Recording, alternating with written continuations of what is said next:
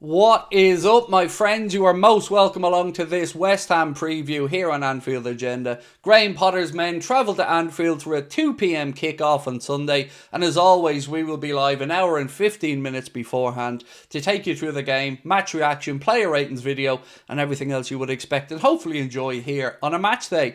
Over the course of this video, I'm going to go through, give you a bit of a fact file on our opponents, our recent history against them, as well as West Ham's form. I'll then take you through my predicted 11, asking you, of course, to let me know if you agree or disagree, and then we'll finish up with a score prediction.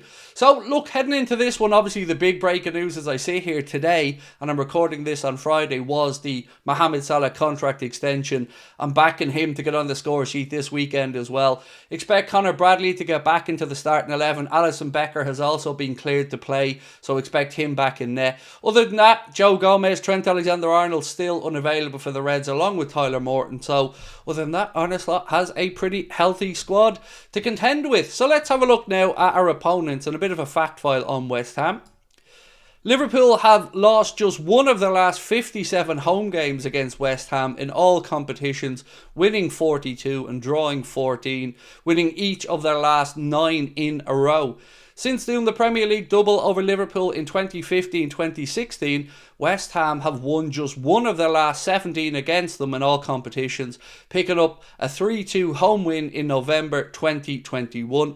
Liverpool have beaten West Ham 5-1 in the EFL Cup this season and 5-0 in the Premier League. No English top flight team have ever scored 5+ goals against another opponent 3 times in the same season before. Are we going to see that this weekend? Well, let's wait and see. Here is the head-to-heads and West Ham's recent form coming into this one. We'll start off at the top and work down from the head-to-heads. So Premier League this season, it was West Ham 0, Liverpool 5. In the EFL Cup this year, it was Liverpool 5, West Ham 1. And then last season in the Premier League was a 2-2 draw in London and a 3-1 victory for the Reds at home.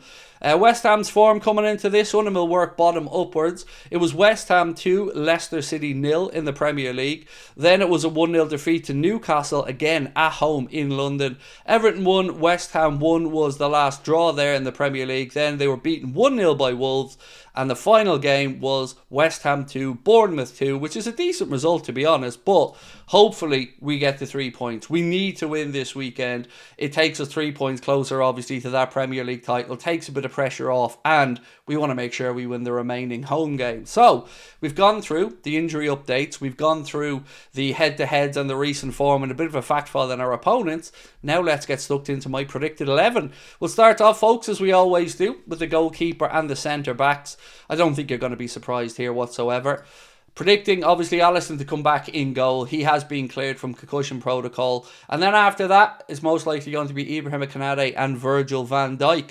Now, I'm unsure what Konate's long-term future at Liverpool is going to be. So for me, it's going to be a very telling next month or two when we see if the Reds can convince Konate to stay, get a deal that keeps him tempted to stay as well. Or are we looking for the likes of a Dean Huijsen? I think it could be the latter, but bear with me. Alongside him, of course, is going to be our captain, Virgil van Dijk. We all await the announcement, the official announcement of Virgil's extension, which, don't worry, will be coming very soon. So that is my centre-back and goalkeepers, folks. Alisson Becker, Ibrahim Konate and Virgil van Dijk. Now we move into the full-back positions. Right-hand side, Conor Bradley's going to come in, isn't he? And he looked really good when he came off the bench against Fulham. So I expect him to come back in right-hand side. And Andy Robertson will continue in my guesstimation on the left. Given a week's break between games should give Andy Robertson enough time to recover, be fresh and ready for the game against the Hammers. On the other side, though, I am genuinely really excited to see how Conor Bradley gets on. I think he's probably going to get the remainder of the season, especially if he impresses in the next few weeks while Trent's still injured. So that is my back four. Now we move into midfield, and again, you're not going to be surprised here, folks. Ryan Gravenberch, Dominic Szoboszlai and Alexis McAllister. Don't see any reason to change them. Look, maybe some people out there think give Curtis Jones a run. I'm not against that. And remember, this is my guess at Arne's team.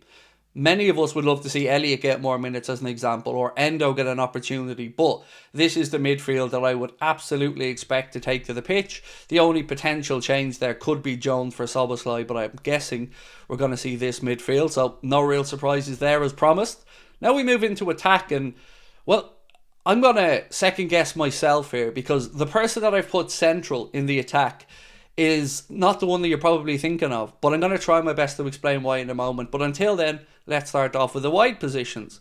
So obviously the great man Mohamed Salah, fresh off signing new contract terms, will be on the right, and I'm going to say he's going to score as well. On the other side, I think Lucho should continue there. Cody Gakpo, coming back from injury, hasn't looked like he's fully up to speed yet for me. He's always more of a goal threat, to be honest, Cody Gakpo, than Luis Diaz. But Diaz has a better ability to take on players and make stuff happen for me. So I would start with Luis Diaz on the left and Mohamed Salah on the right. But of course, feel free to let me know in the comment section if you agree or disagree with that one. And I have no problems if Cody Gakpo starts. But I think Diaz has been in good form and certainly looked lively recently. So that is the wide positions now. Through the centre. Look, let me get this out of the way. I'd play Chiesa. If it was on me, I'd be putting Chiesa in the middle.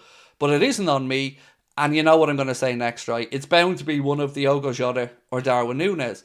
So then it comes down to which one do we go with? And I think we should go with Darwin Núñez. Because Diogo Jota just hasn't been at it. Yes, he scored one goal, but other than that, he's looked all over the place.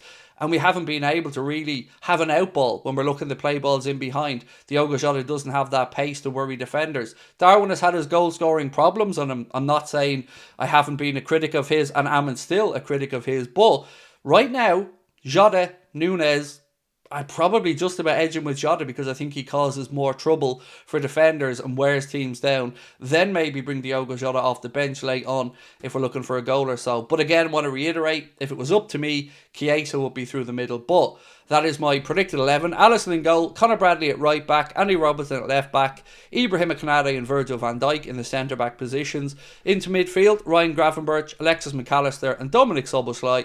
Up top, Salah on the right, Diaz on the left, and I would expect either Darwin or Jota, but I'm going to go for Darwin.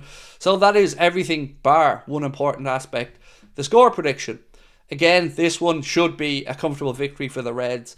I know, I'm tempting fate, I get it, but I can't see anything other than the Liverpool win here. So I'm going 4-1 to the Reds. I'd rather it be 3-0, but, you know, we've been porous defensive recently, so hopefully we can improve that. But I am going for a comfortable win for the Reds.